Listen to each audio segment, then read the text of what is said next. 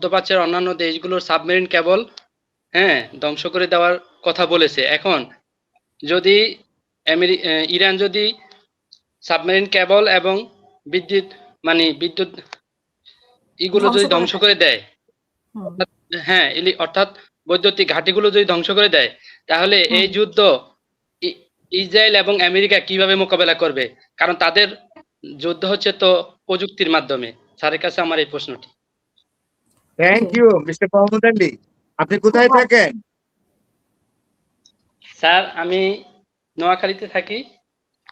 আমি আচ্ছা, একজন আপনার স্টুডেন্ট স্যার। ছবিটা এরকম করে রাখছেন কেন? আপনার এই আপু তো নোয়াখালীর, তাইনি? তো আপু যাই হোক, নোয়াখালী জানে কিনা জানি না, আপু নোয়াখালীর। নোয়াখালী, আপনার এই আপু নোয়াখালীর, আপনার হাসিনা আপু নোয়াখালীর। শোনেন, আমি বলি আপনাকে, মোহাম্মদ আলী চমৎকার প্রশ্ন করেছেন। হ্যাঁ, খুব শোনেন, ভালো প্রশ্ন করেছেন। একটা খুব ভালো প্রশ্ন করেছেন। তারা আমেরিকা একটা ফোন দিয়ে এঁটেছে যে ইউএই, ইউনাইটেড আরব এমিরেটসে আমেরিকা 10,000 সৈন্য নামাবে। কেন? ওইখান থেকে তারা হরমুজের উপরে কন্ট্রোল নেবে। বুঝতে পেরেছেন? হরমুজের উপরে কন্ট্রোল জি নেবে স্যার। এবং তারা হরমুজের কাছাকাছি দুইটা আইল্যান্ড আছে। একটা হলো ক্রিস আইল্যান্ড, আর একটা হলো কাসেম আইল্যান্ড। কাসেম আইল্যান্ড এবং ক্রিস আইল্যান্ডে তারা সৈন্য নামাবে, আমেরিকান সৈন্য ট্রুপস নামাবে গ্রাউন্ডে, ও আইল্যান্ডে এবং খার জি দ্বীপে। এই তিনটাতে তারা সৈন্য নামানোর বন্দি করছে। ওইখান থেকে তারা কি করবে? হরমুজে অ্যাটাক করবে, অ্যাটাক করে হরমুজকে ওপেন করবে। এখন আপনাকে বলে দেই, এটা পারবে না, কারণ অলরেডি ইরানের একটা ডিসিশন আছে। সেটা হলো ইরান ইউএই, আরব আমিরাত এবং বাহরাইন দখল করবে। নো ডাউট আইআরজিসি বাহরাইন এবং আরব আমিরাতের উপর সৈন্য পরিচালনা করবে সরাসরি। আইআরজিসি গিয়ে ওইখানে অবস্থান নিয়ে নিবে। অন্তত 50,000 আইআরজিসি কে তারা ওইখানে ইউএই অর্থাৎ ইউনাইটেড আরব আমিরাতে এবং বাহরাইনে তারা সৈন্য সমাবেশ করবে আইআরজিসি। আপনি 50,000 সৈন্যকে বিট করেন আগে, তারপরে আপনি হরমুজের ক্রিস আইল্যান্ড, খার্গ আইল্যান্ড, কাসেম আইল্যান্ডে এরপরে যাবেন। তার মানে কি? সলিল সমাধি করবে। আপনাকে আমি বলি, IRGC dangerous militant army of the world, not only in Iran but also all over the world. IRGC has got a particular strong status exactly to make a very strong and articulate defense against any army of the world. No doubt. পারবে না। 50,000 সৈন্য Iran ইয়াতে আরব আমিরাতে এবং বাহরাইনে নিবে। আপনি জানেন Bahrain এক সময় পার্সিয়ান রাষ্ট্রের অংশ ছিল, পার্সিয়ান সাম্রাজ্যের অংশ ছিল, এবং সেই হিসাবে যদি আপনি চিন্তা করেন তাহলে বাহরাইনের উপরে ভূখণ্ডগতভাবে ইরানের দাবি আছে। সুতরাং ওই সর্বনাশ করবে। আমেরিকা কিন্তু মধ্যপ্রাচ্যের সর্বনাশ ডেকে আনছে। দুটো রাষ্ট্রকেই কিন্তু ইরান গিলে ফেলবে, পেটের ভিতরে নিয়ে নিতে। তখন বুঝবে আরব আমিরাত আর গিয়ে আপনার বাহরাইন বুঝবে কত ধানে কত চাল। বুঝতে পারছেন? ইতিমধ্যেই তো বলেছে যে ওইখান থেকে মানুষকে সরে যাইতে, কারণ ওরা সেনা যুক্তরাষ্ট্রের সেনা দেখা ইরান বলে দিয়েছে চলে যান, wait your land, we are coming, আমরা আসছি, যান। আমরা জানমালের ক্ষতি করতে চাই না, আমরা নিরীহ মানুষ মরতে চাই না আমেরিকার মতো। আমরা we are the sensitive nation Iranian, আমরা we don't like to kill the innocent people. আপনারা বাড়িঘর ছেড়ে চলে যান, আমরা ভূমির উপর দখল নিব। আপনি পেয়েছেন মোহাম্মদ আলী সাহেব উত্তর? অসংখ্য ধন্যবাদ আপনাকে। সময়ের অত্যন্ত সেরা বিশ্লেষক বলা যায় আন্তর্জাতিক বিশ্লেষক ফরাজ স্যারকে অসংখ্য ধন্যবাদ। আমার প্রশ্ন হচ্ছে যে চলতি সপ্তাহে ইসরায়েলের নিরাপত্তা মন্ত্রী পরিষদের একটা বৈঠক ছিল আর কি। সেখানে তারা সেনাপ্রধান সেই দেশের বলছে ইসরায়েলের যে কোনো সময় ভেঙে যেতে পারে ইসরায়েলের সামরিক বাহিনীর সক্ষমতা।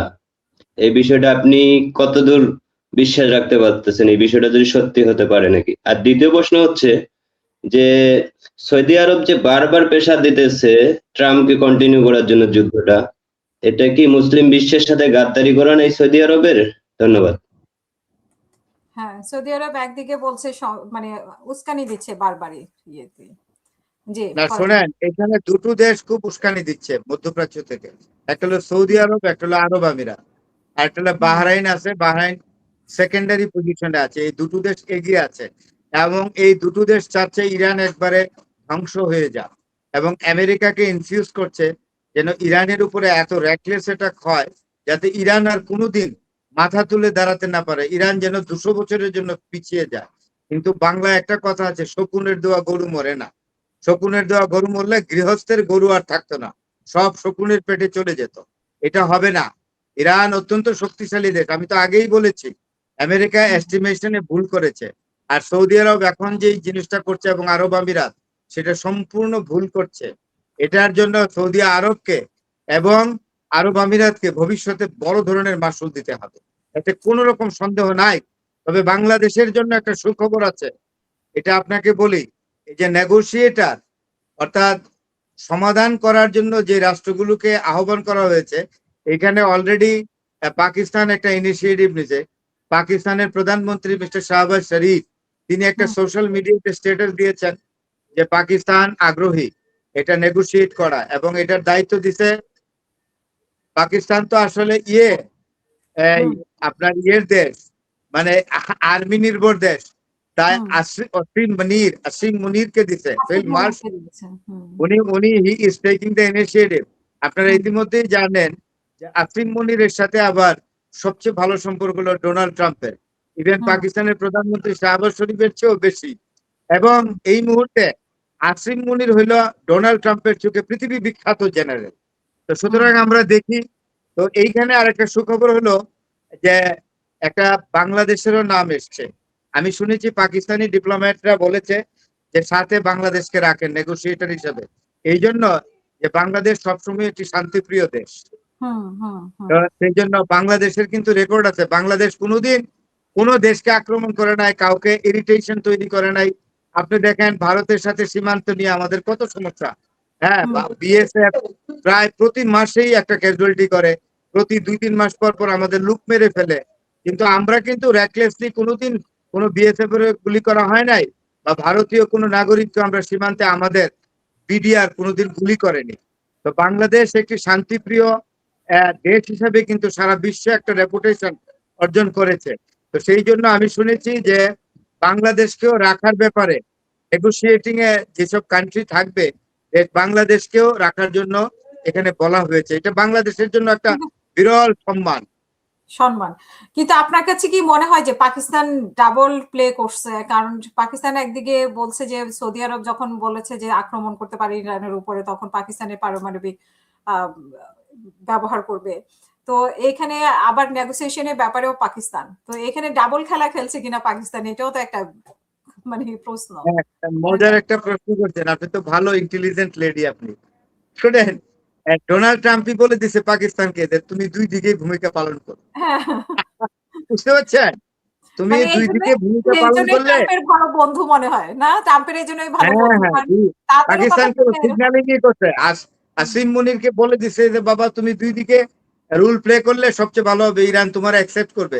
আর বাংলাদেশের ব্যাপারটা বোধহয় পাকিস্তান প্রস্তাব করেছে যে Bangladesh should have the participation in negotiation. এটা সত্যিকার অর্থে কূটনৈতিক ক্ষেত্রে বাংলাদেশের একটা বিরাট অবদান। এই ক্ষেত্রে আমি লোভ সামলাতে পারছি না, একটু আমাদের খলিল ভাইকে, জনাব খলিলুর রহমান, আমাদের পররাষ্ট্রমন্ত্রীকে ধন্যবাদ দিব।